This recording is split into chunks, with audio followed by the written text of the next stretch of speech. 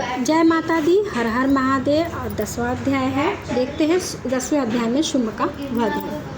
10वां अध्याय शुंभ वधम।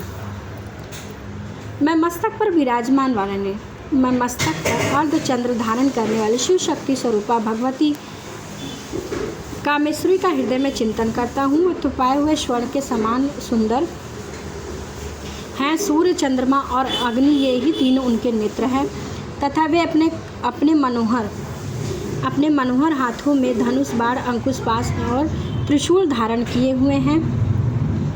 ऋषि कहते हैं, राजन, अपने प्राणों के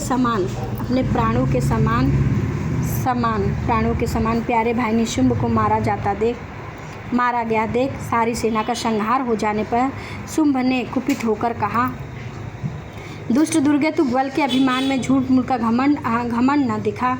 तू बड़ी ही माननी बनी, किंतु दूसरे स्त्रियों का सहारा लेकर लड़ती।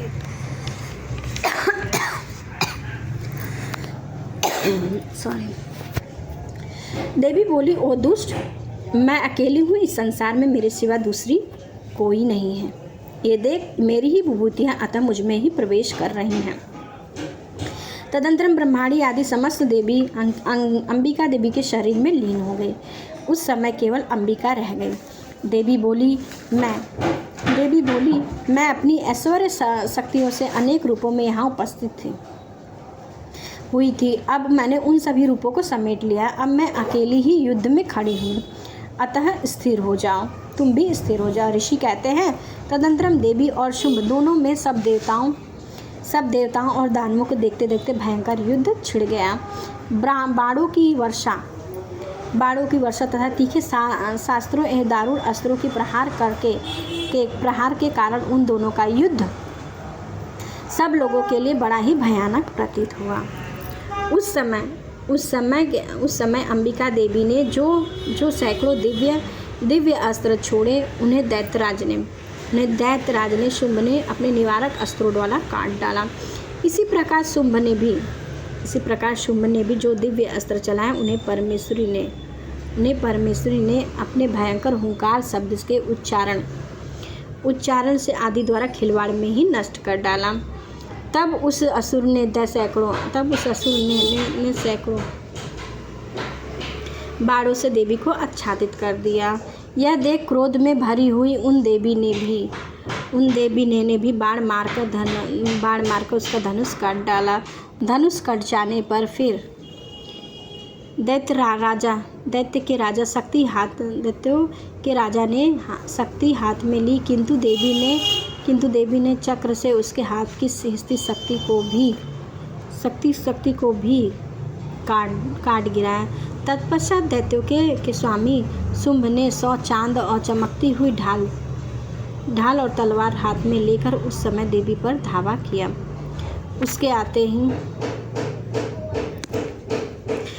आते ही चंडिका ने अपने धनुष के छोड़े हुए तीखे बाणों द्वारा उसकी सूर्य के समान किरणों के समान उज्जवल ढाल और तलवार को भी तुरंत काट डाला।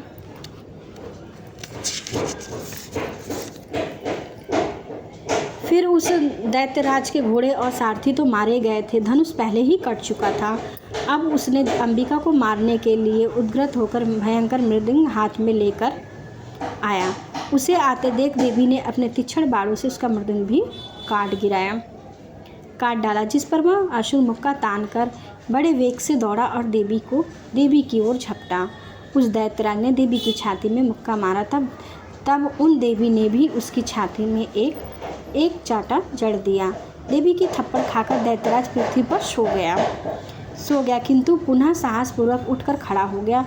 फिर वह उछला और देवी को ऊपर ले जाकर आकाश में खड़ा हो गया। और तब चंडिका ने आकाश में भी बिना किसी आधार के भी शुंभ के साथ युद्ध करने लगी। उस समय दैत्य और चंडिका आकाश में एक दूसरे से लड़ने लगे और उनका वह युद्ध पहले सिद्ध और मुनियों को विस्मय में डालने वाला हुआ था। फिर अंबिका ने शुंभ के साथ युद्ध बहुत देर तक युद्ध करने के पश्चात उससे उठाकर पृथ्वी पर पटक दिया। पटके जाने पर भी पृथ्वी पर आने के बाद वह दुष्टात्मा दैत्य पुनः चंडिका का वध करने के लिए उनकी ओर बड़े वेग से दौड़ा। तब समस्त दैत्यों के राजा शुंभ को अपनी ओर आता हुआ देख देवी ने त्रिशूल से उसकी छाती में छेद करके उसे पृथ्वी पर गिरा दिया। देवी के सूल की धार से घायल होने पर उसके प्राण पखेरु उड़ गए और वह समुद्रों, द्वीपों तथा पर्वतों सहित समुचित पृथ्वी को कांपता हुआ भूमि पर गिर पड़ा। तदंतरम उस दुरात्मा के मारे जाने पर संपूर्ण जगत प्रसन्न एवं पूर्ण स्वस्थ हो गया।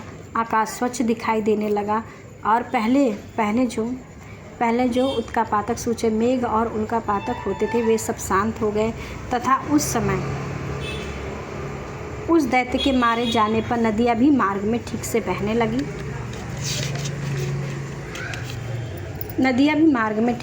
लगी। उस समय शुंभ की मृत्यु के बाद संपूर्ण देवताओं का हृदय हर्ष से भर गया और गंधर्वगण मधुर गीत गाने लगे। दूसरे गंधर्व बाजे बजाने लगे और अप्सराएं नृत्य करने लगी। पवित्र वायु बहने लगी। सूर्य की प्रभा से उत्तम हो गई। अग्निज्वाला की बुझी हुई अग्नि अपने आप प्रज्वलित हो उठी तथा संपूर्ण दिशा में भयंकर जो शब्द हुए तो सब शांत हो गए। इस प्रकार मार्कंडेय पुराण में सावर्णी मनवंतर की कथा के अंतर्गत देवी महात्म्य शुंभवध नामक 10वां पाठ पूरा हुआ। जय माता दी। हर हर महादेव।